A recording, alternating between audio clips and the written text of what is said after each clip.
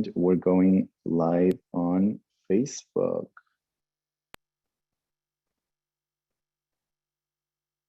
And we're starting the webinar.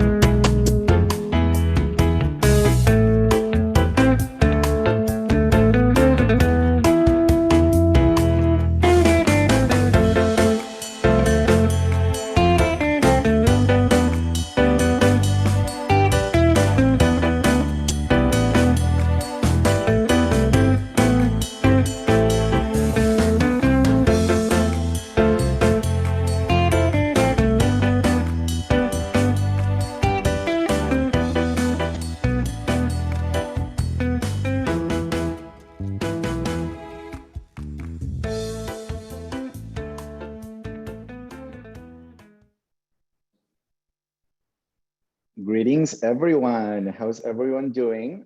First, we have a message for Spanish speakers. Hola a todos.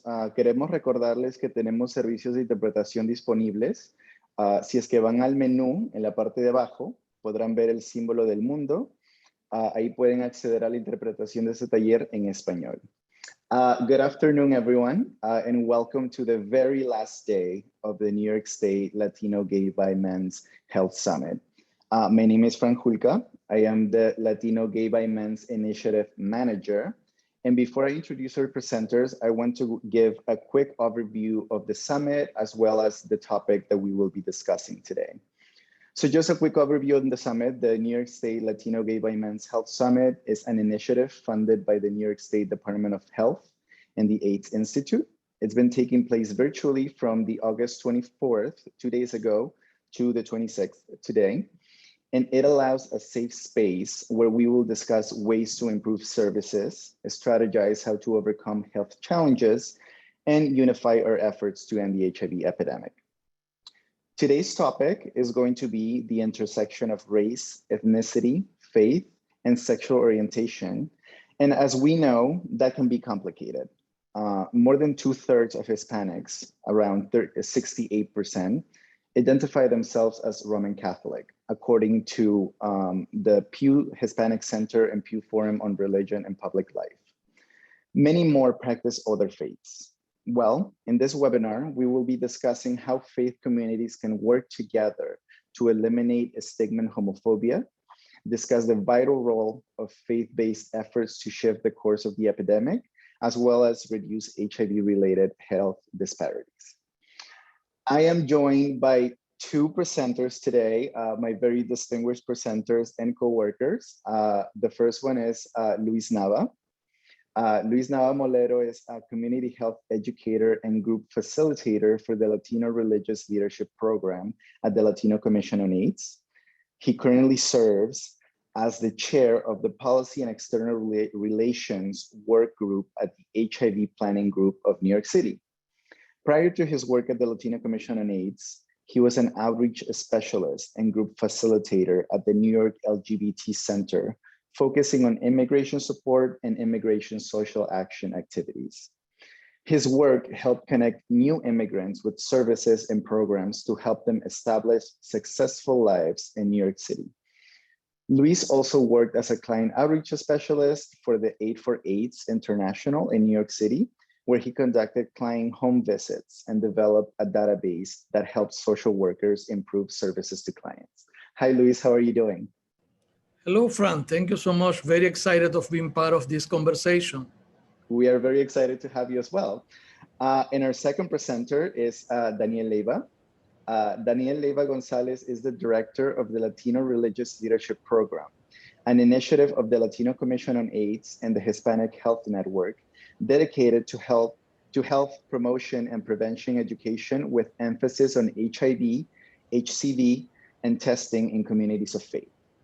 He also collaborates with a variety of initiatives dedicated to build bridges of cooperation between the LGBT community and faith communities of different denominations.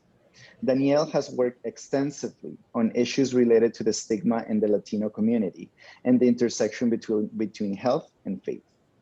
Daniel also holds a degree on business from the University of New York, as well as a diploma in pastoral care and counseling from the Blanton Peel Institute in New York City.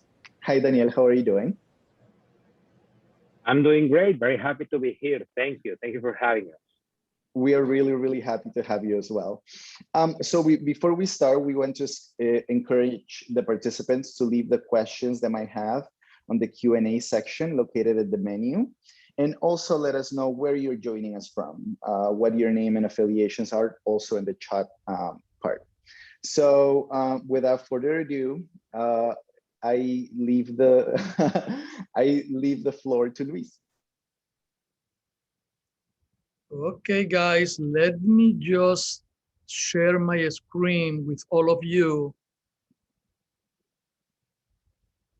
So can everybody see you now? Great, yes. Great. Well, number one, really, I'm very glad of being part of this conversation. And even though you are watching right now the slides or the PowerPoint presentation, my intention is not to have a conference here or a formal presentation. It's just to present a framework to understand better what are we talking about. And when we speak about intersectionality of faith, sexual orientation, and race and ethnicity. Okay.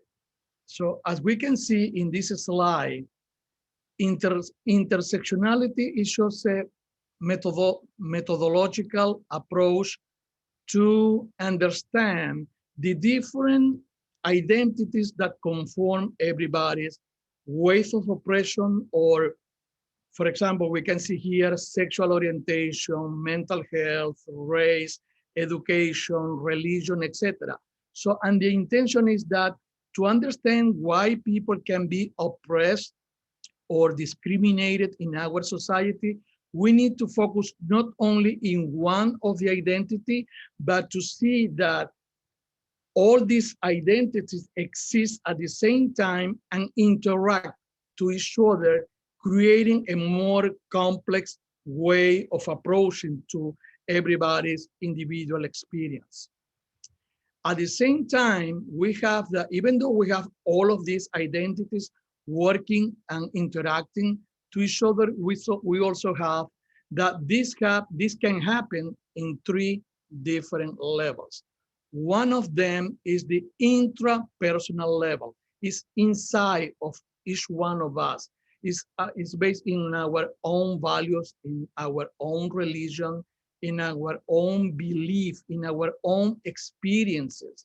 But since we are not, as individuals, we are not isolated from the rest of the people, we have a second level, which is called interpersonal or meso level. That is people that are close to us, our friends, our relatives, our parents, because it's not only when we are talking about intersectionality, we need to think that it's not only about what I think and what I feel as a person, as an individual, but also about what people around me feel. Sometimes I can feel that, for example, oh, if my sexual orientation can be, if I come out, that can be, you know, a disgrace, or I am irrespecting my parents, etc., etc. And the third level that we have is the structural level, also called macro level, which is the society in general. So it's the discriminatory policies and system, social norms. That means it's not only people that are next to me, close to me, or related to me, it's the society in general. Is when, for example, we have rules, norms, or law that discriminate against sexual orientation, just as to mention one example. And the third point that I want us to keep in mind is that all of that, ¿verdad? I already said, interact to each other, but today we will focus only on 3 of them: race and ethnicity, faith or religion, and sexual orientation. And at the center of that, we have a picture. In this case, I put my own picture because that means me. When each one of us is trying to analyze what are the points of the disadvantage, what are the reasons of the isolation or discrimination of that person, we need to keep in mind all of this, that we are talking about every individual in a single way. There is not a formula or general formula that we can approach to everyone. No, it's a specific way, it's a specific journey because it's based only on personal experiences. Let's say, for example, it's not the same to be white when we talk about race, but to be white and to be gay. It's not the same than being African American and being gay. And I will just let these points as questions to talk later when we have the Q&A session. So think about this. I will ask to all the attendees, is the same to be gay and being African American or Black? Is the same to be Catholic and being gay, or is the same to be Muslim and being gay? Is the same to be Latino, gay, and Black, Afro-Latino? So as we can see, each one of these identities can make the discrimination even stronger.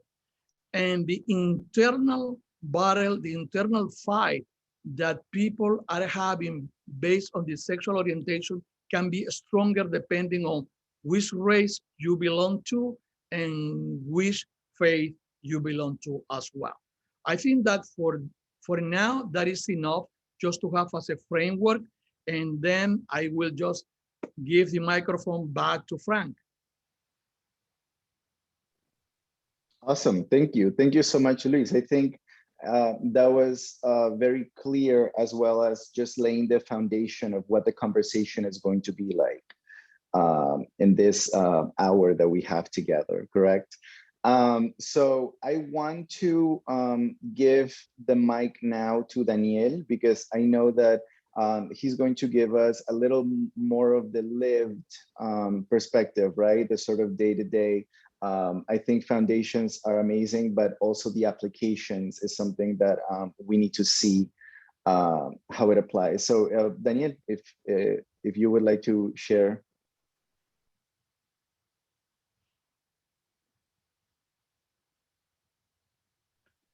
There you go. Thank you very, very much, Frank, and thank you, Luis, for the initial presentation.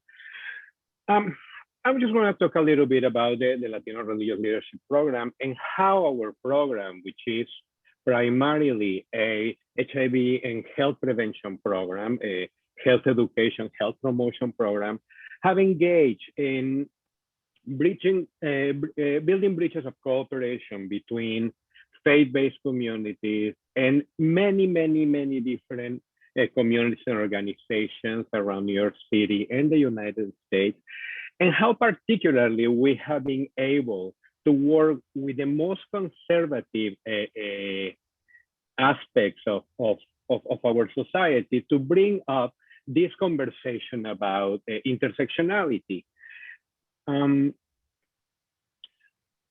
Our perception matters. When you hear communities of faith or churches in relationship to community education, what comes to mind? Well, in our experience, a lot of people who are not in communities of faith start with a perception of discrimination, that's the source of discrimination, that's what always been. And in reality is that, yes, historically, we have a huge influence of churches and communities of faith in the social life and the making of laws and the making of social norms.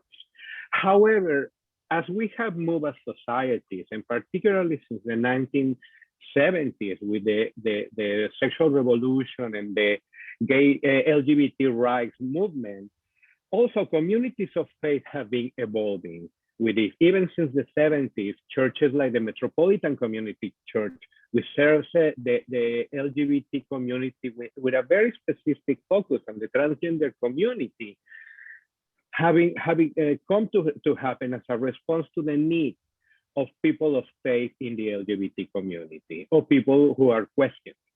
And part of the questioning has to do a lot with religious perceptions about sexual orientation.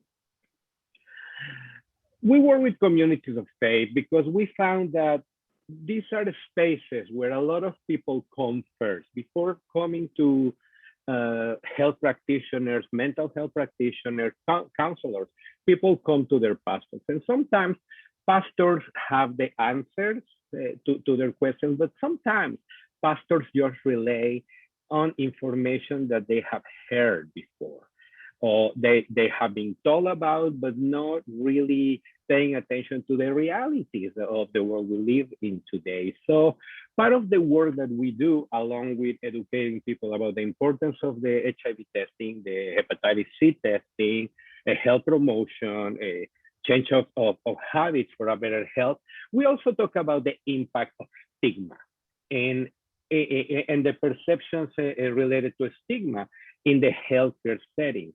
And of course, when we talk about stigma, we are gonna always talk about gender, sexual orientation, sexual identity, gender identity, and how these have been shaping us as societies.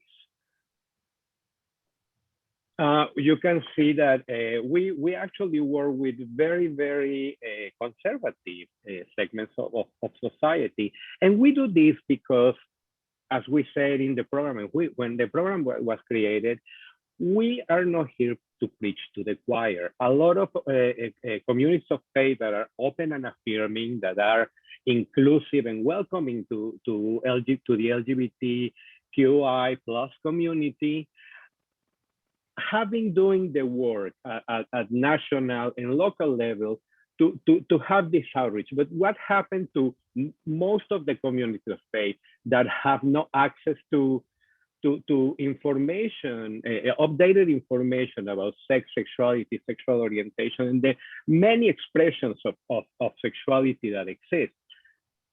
Part of the work we do is to also bring information about the people that may come to try to receive services. And when we talk about, a holistic approach, meaning in order for us to talk about health, we also need to talk about other social factors that exist.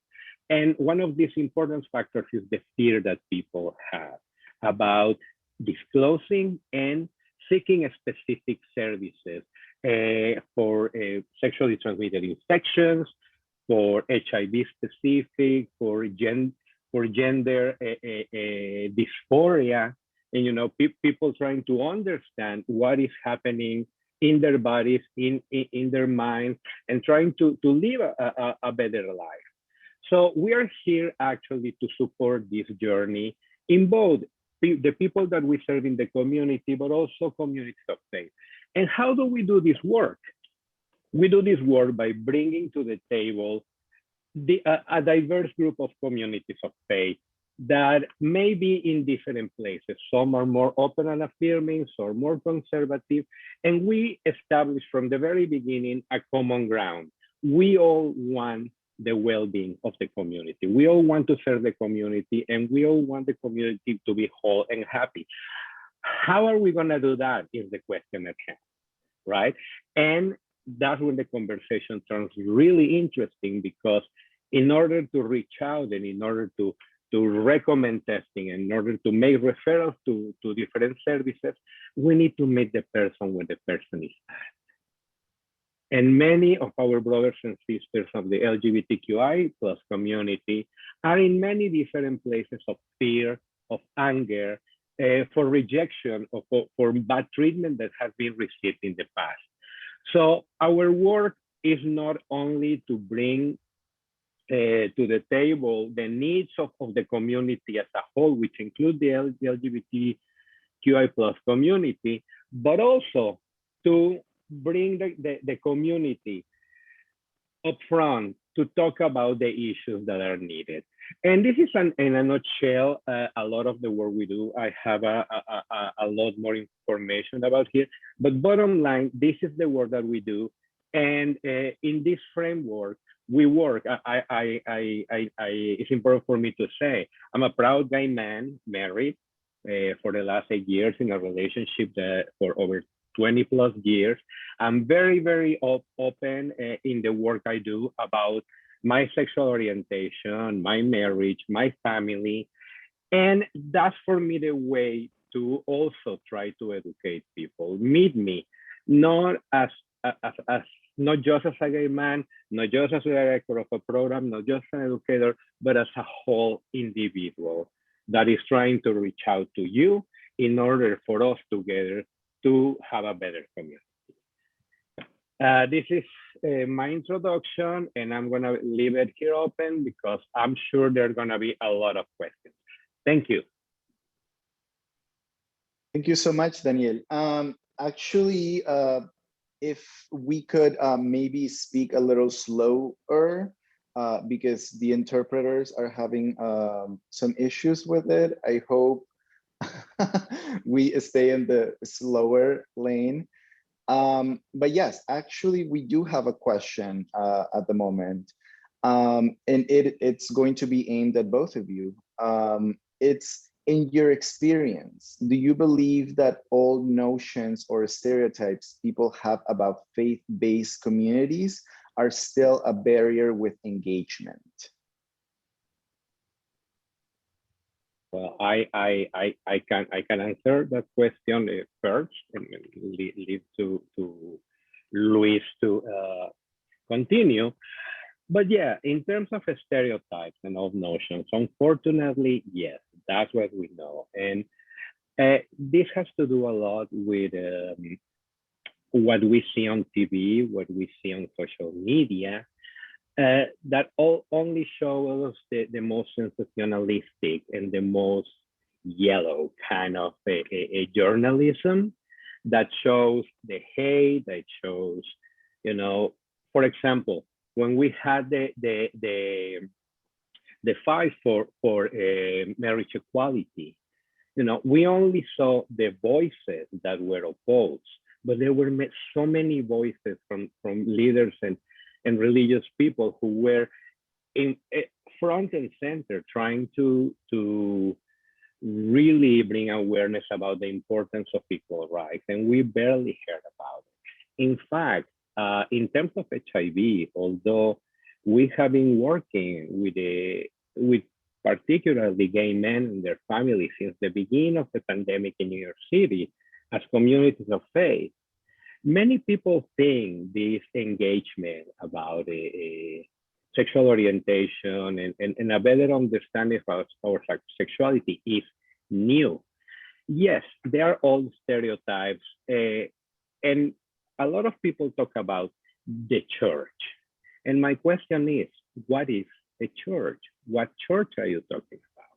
There are so many, many, many churches and so many, many denominations with many different views. So I think part also of the work that we need to do is to put these resources out there and invite people to learn what are the realities of today in terms of open and affirming communities of faith around the world.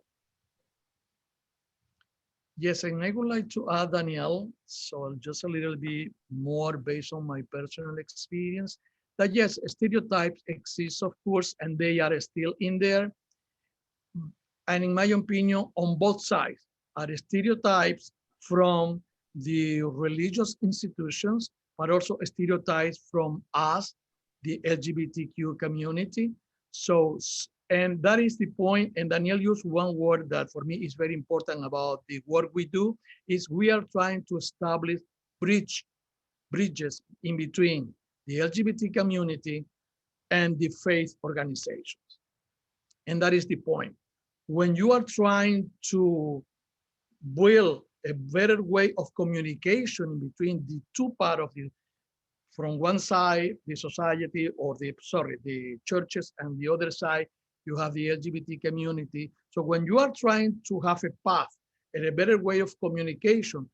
That is the way of just taking away all of these stereotypes that do not help on any way. Thank you. Thank you for providing those answers, guys. Because that sort of also leads to my next question. You know, we're talking about stereotypes, not only stereotypes that are present on, you know, one side, like Luis was saying, but on the other. You know, it's, I look at you a certain way and I think of you a certain way. But I want to sort of turn this into what you guys have seen on the ground with the Latino Religious Leadership Program, because this program has, or this initiative has been here for a while. Have you seen any change, you know, our religious attitudes towards sexual orientations changing? And perhaps you can provide some examples, you know, from the ground in which you're like, oh, you know, we thought we were dealing with a conservative entity, and now you're sort of like, you know, kikiing with us. So if you could provide some of those examples, we would really love to hear them. Yes, I would like to start right now because, of course, Daniel has much more experience than me. He has been on this field for more than 20 years. I have been involved more recently, but yes, I think that we have seen some changes. Maybe they are not as big enough as we would like them to happen, but of course there are some changes. And talking specifically about personal experience, yes, we know priests that are openly gay. It's depending of what kind of church you are talking about. That we have in our program, priests that are openly gay and married to the same-sex person. We now talk about LGBT community, discrimination, stigma more openly in our program with the churches. And let me just mention, and Daniel probably will go further on this, one very good example that we had when we had the youth summit. It was very surprising. We invited 2 teenagers to be part of the panelists, and the teenagers by themselves spontaneously start talking about LGBT community in a very positive way, with no stereotypes, very openly, that most of the people were surprised. And that I think that yes, even though stereotypes still exist, they belong more to conservative people, unfortunately, on my age group, than on youth people. When you talk to young people, they are more open. And one thing here is that we were talking about this before, is that room is in there, but room is, don't take it for granted. You need to fight to have that space. You need to fight to conquer, to have that room for you and for your rights. Daniel?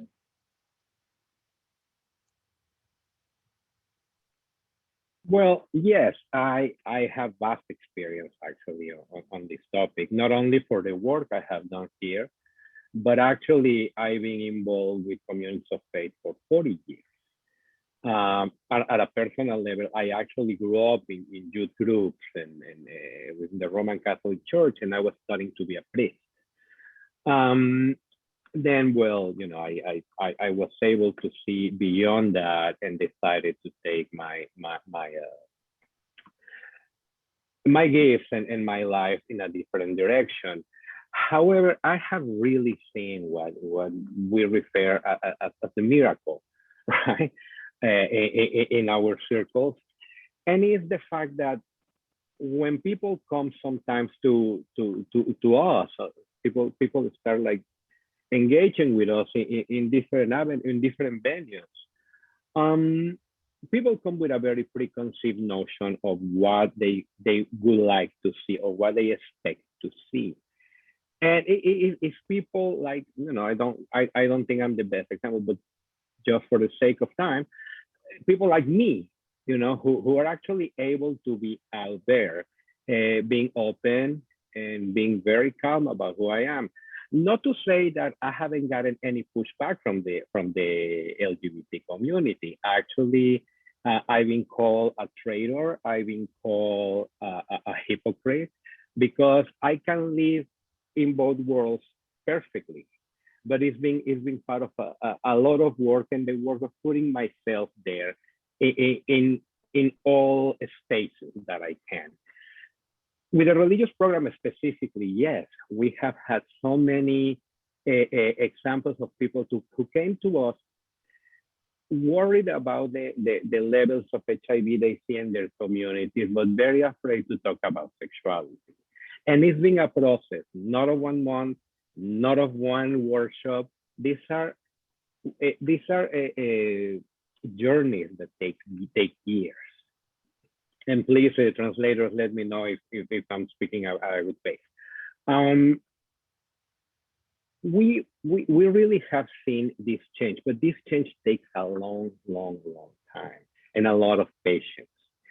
And it really doesn't help sometimes that when we invite these pastors to engage with the community, they are received with a lot of aggression sometimes, understandably, because there is a lot of pain in the community, and a pain that I share in many cases.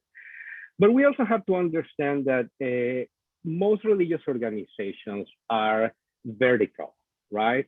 It's not like a horizontal democratic kind of line, but rather they have to obey to a higher authority. I'm not talking about a deity or God. I'm talking about a bishop, a pope, a superintendent. That's going to set the rules.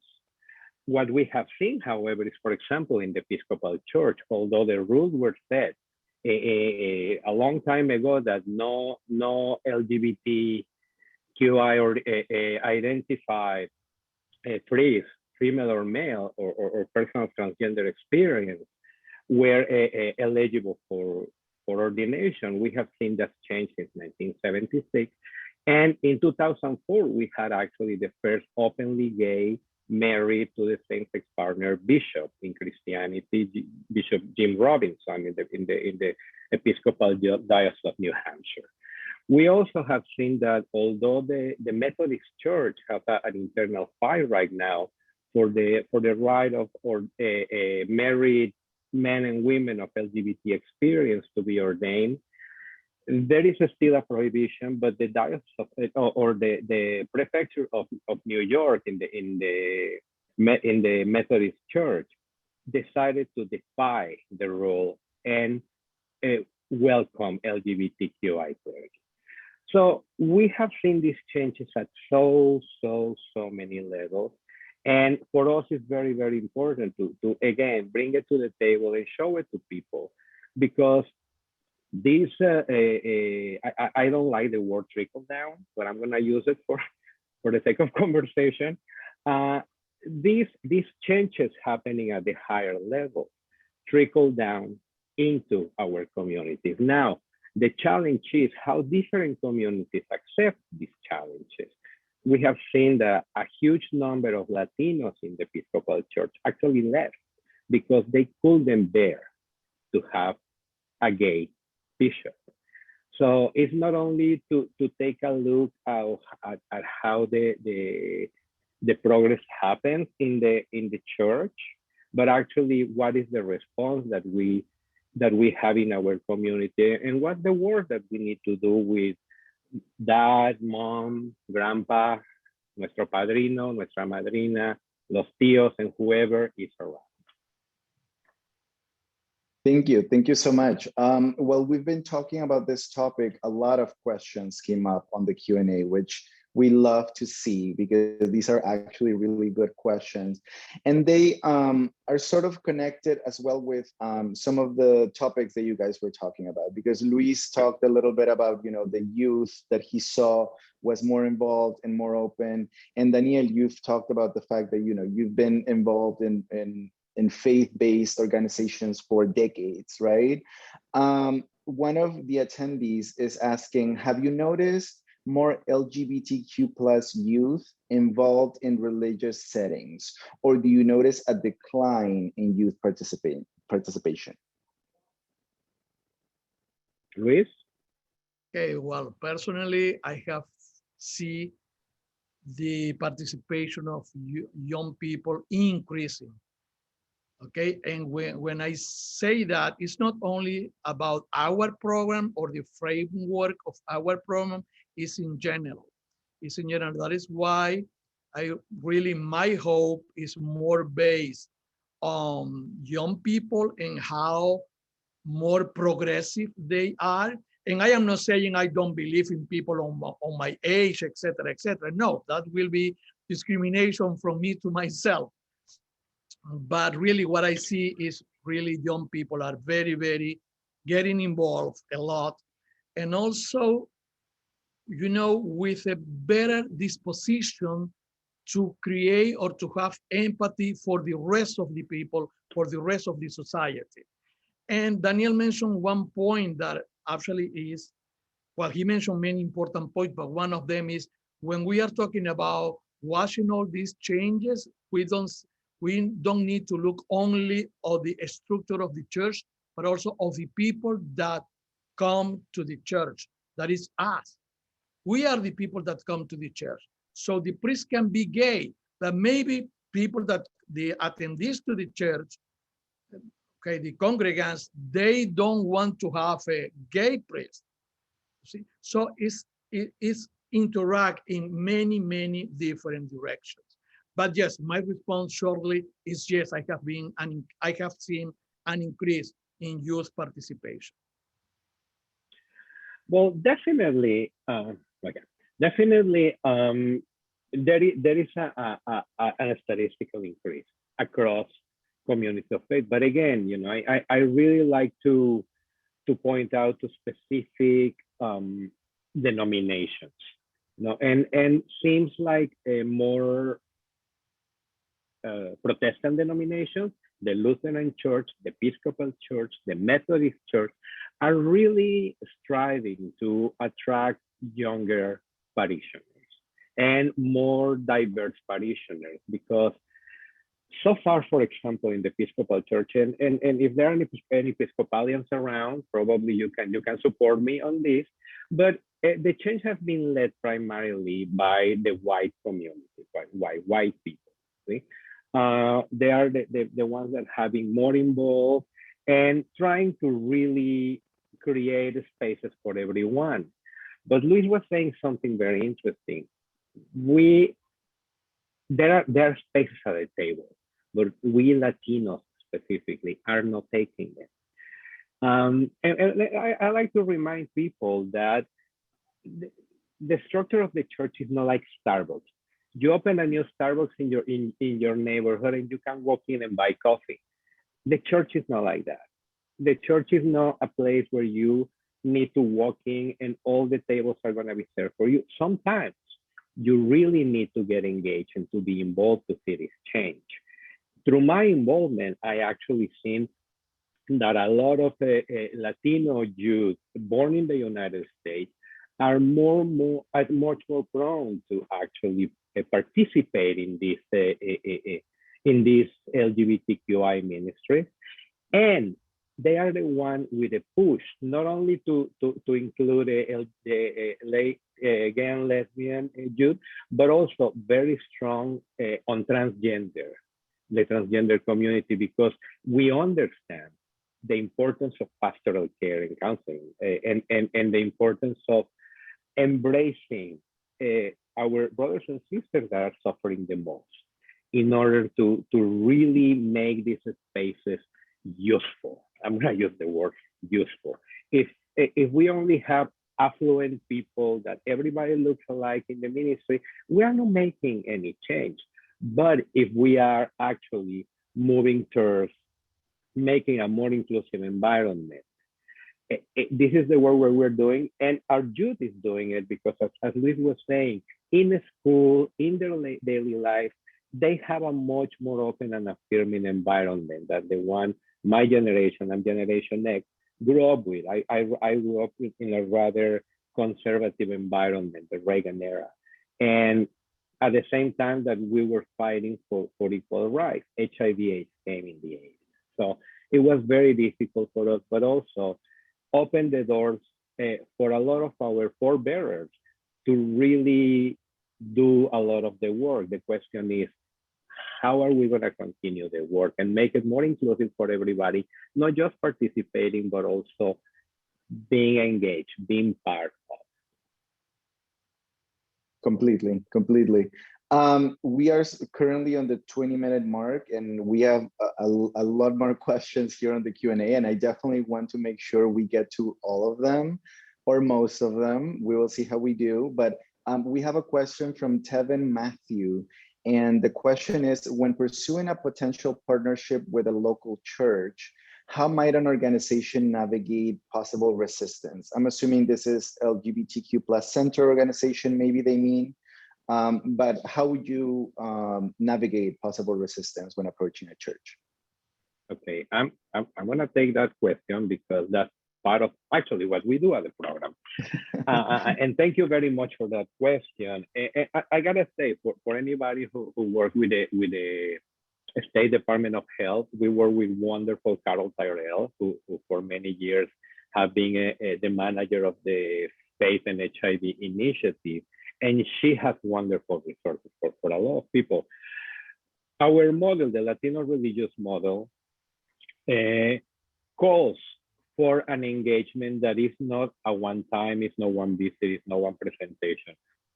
We really need to be present and participate in the life of the churches as we start engaging in them. Our program works Sunday, nights and weekends, because we're the community that.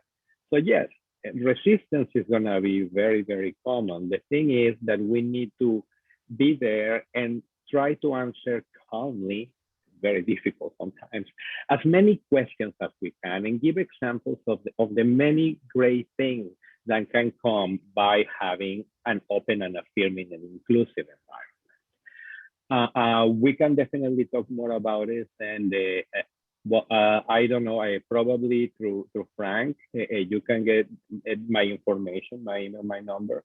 And I'll be very happy to talk about this approach, the one we use, because it's a little extensive. We don't have the time here, but yes, that is a model that we have developed to deal exactly with this type of resistance.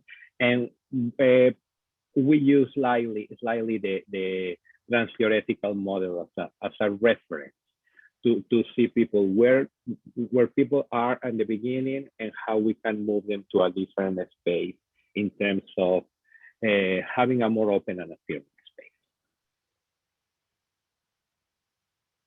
Awesome, thank you so much. And I also want to remind our participants that we will be sending this this webinar, and also we're going to be sending Daniel and Lisa's info, just in case you want to reach out, and get more in depth with some of these questions. Like we said, we have a limited amount of time here. Actually, we have another question on the Q&A, and this one is one that I could relate to as someone who identifies himself as an agnostic. Do you think there's a place for those who do not believe to still get involved with communities of faith? For instance, wanting to help and be involved in communities somehow. I'm also listening to this. Ears wide open. Frank, I have problems listening to you. Can you repeat that question, please? Of course. Yes. Do you think there's a place for those who do not believe to still get involved in communities of faith? For instance, wanting to help or be involved in a community somehow.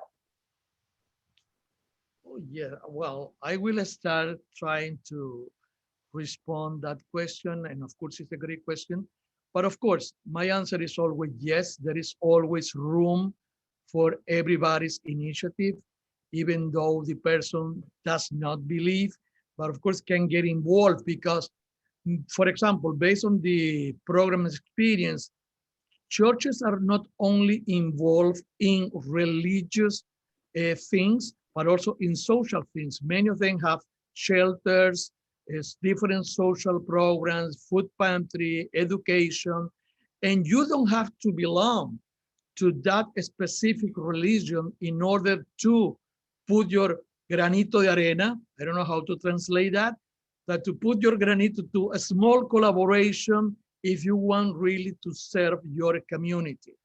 And yes, nobody will be asking you about your sexual orientation or any kind of personal preferences or orientation. No, there is always room for everybody to work together with the program and with the churches. Okay, this is a very extensive question, so I'm gonna try to be really short. It really depends on the community of faith. Some communities of faith are actually ask you to make a pledge in terms of not promoting the homosexuality or not promoting same-sex marriage or marriage equality. I like the word same-sex, marriage equality or marriage. I think before getting involved, you really need to make a little research in terms of the practice of specific community of faith. Now, referring to the more open and affirming communities of faith, yes, absolutely. There, I participated before in several outreach programs, and there is a diverse group of people serving, and it's not about faith, it's not about what you believe. But the question I would ask myself is, why, as a person who doesn't believe, want to be part of the work of the church? And I ask that because that's a question that you may actually find being asked yourself by the pastor. It's not gonna say no, but it's gonna ask, well, what would you like? And what would you like to get out of this? And this is because, unfortunately, people that have tried to do this work before us have said things like, my way or the highway, I have my truth and everybody has to listen. And this aggressive approach is not always the most helpful. So yes, just being clear that there is nothing to do with faith one way or the other, that's great. But the question is always gonna be, well, there are other venues that are not necessarily faith-based. So why would you like to be in a faith-based setting? And this many pastors do, trying to protect their environment, right? Because why somebody would want to come? Probably to work and serve, but also, unfortunately, there have been people with agendas trying to shift things that is much more delicate than just preaching against people that you don't like. This is a very, very honest answer I give based on what I have seen. You know, it's really thinking about your motive and being clear about what you're seeking out from participating in a faith-based setting if there is no faith involved. Thank you so much, Daniel. And I think definitely the candor is going to be appreciated by the participants as well. I want to also touch base a little bit on the health aspect of it. I know we have some other questions here, but I definitely don't want to let that go because, you know, at the end of the day, this is the Latino Gay by Men's Health Summit. So I want to make sure that we mention, you know, what are some of the resources that communities of faith have provided their LGBTQ plus members and perhaps even their families. I think you guys also are on the ground sort of providing those resources. So perhaps if we could talk a little about that. Good. Well, in terms of resources for health specifically, the 26 communities of faith we work with across New York City. This is a New York City specific program that we are planning to extend. We have a number of resources that we actually monitor first. Just the fact that having a name on the internet doesn't mean anything. For example, many service providers say, oh, we speak Spanish. We send Spanish speakers and nobody speaks actual Spanish. A few words here and there, but not Spanish enough to understand the situation of somebody. Same thing with being open and affirming with the LGBTQI people. Many people say we serve everybody. Well, describe everybody.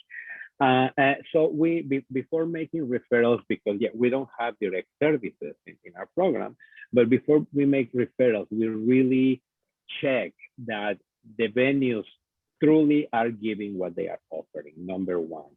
But also in a number of denominations.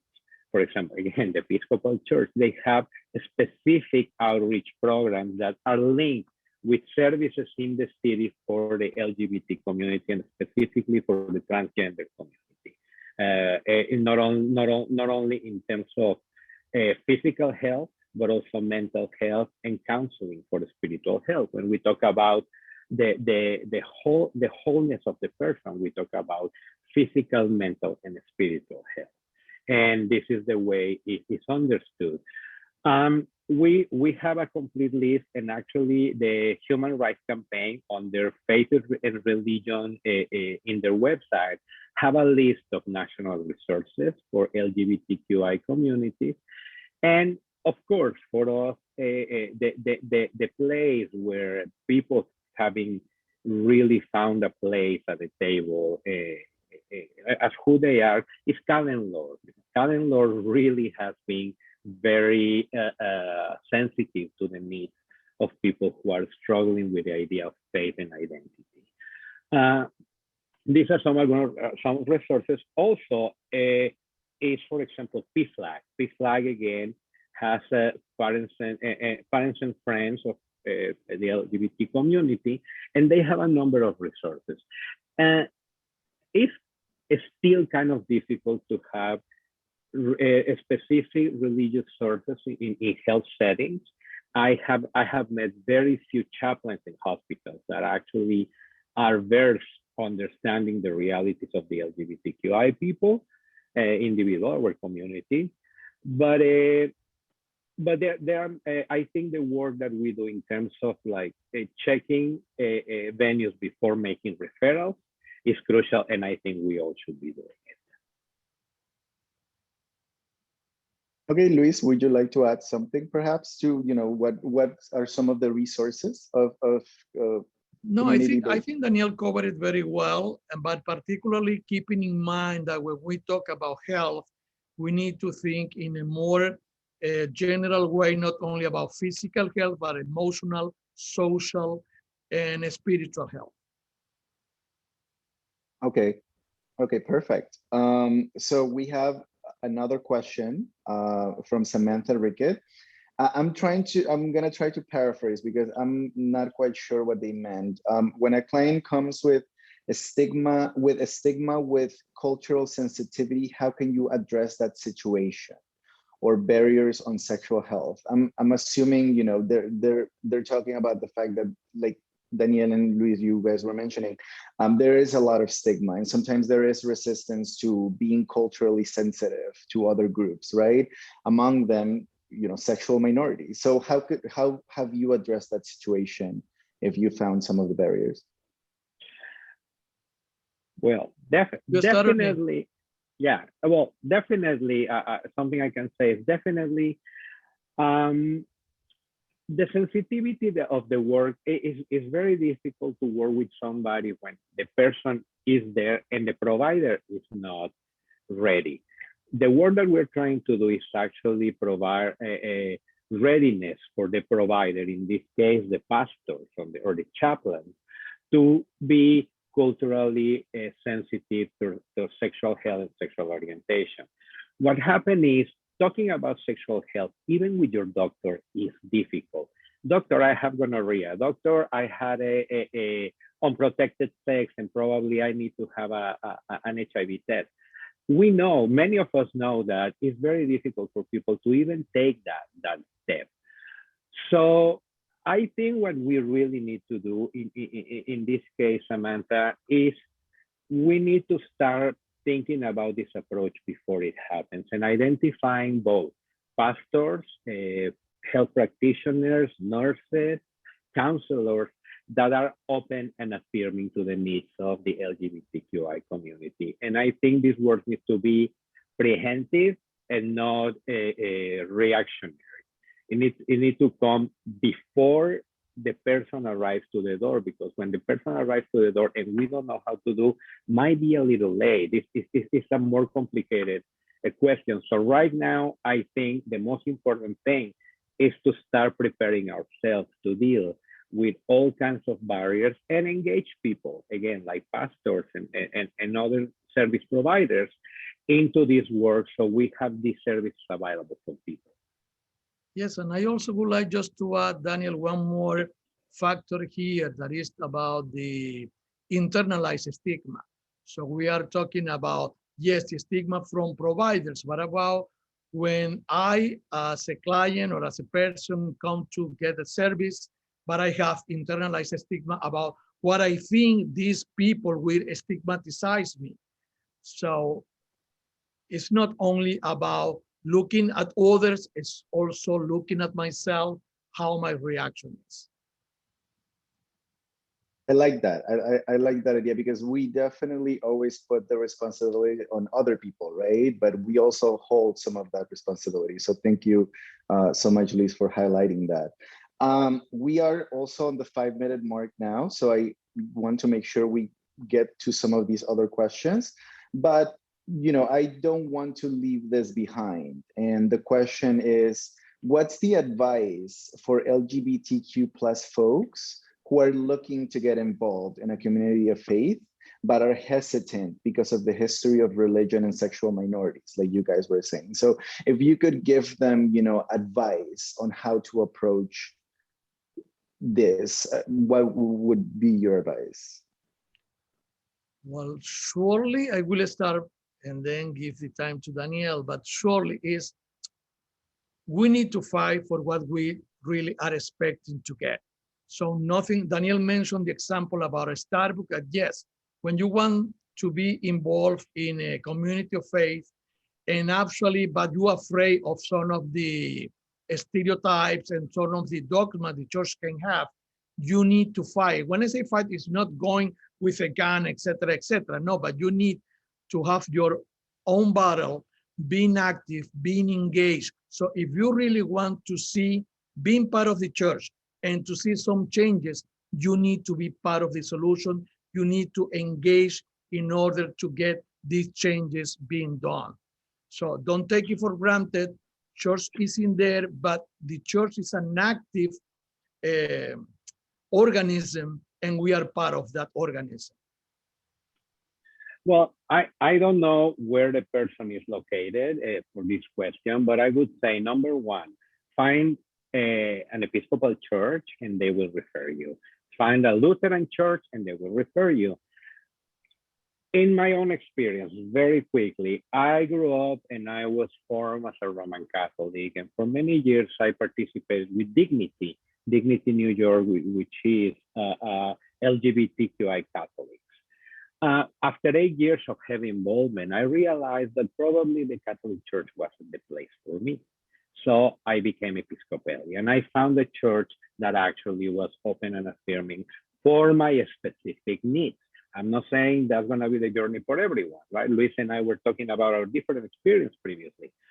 But if you really need a place, need a house, I think it would be a good idea to start trying different churches. Go live in the Metropolitan Community Church, the Lutheran Church, the Methodist Church, the Episcopal Church, you know, and there are some Catholic churches in New York that are LGBTQI affirming, however, they do it very quietly.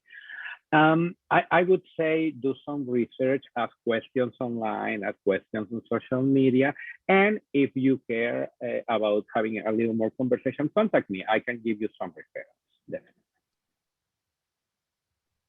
Awesome. Thank you so much, Daniel, and thank you so much, Luis. I think the participants will agree that this has been very dynamic and fruitful conversation. So I definitely want to give kudos to you guys for not only this presentation, but also for the work that you do. I think we can all agree that this is important work.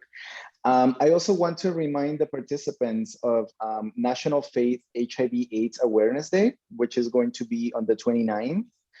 It's on Saturday, so definitely make sure to check it out, get tested, obviously, as always. And I want to thank all of you for joining us on this year's Latino Gay Bi Men Health Summit. This has been quite the ride. Perhaps any last words from you, Luis or Daniel? Daniel, you go first. Well, hold on. I'm thinking everybody on the chat. Okay. Yes. Well, again, thank you, Frank. Thank you, Luciano, and thank you to everyone in attendance for your attention. And please don't hesitate contacting us. If we don't have the answer, we find somebody to have it for you.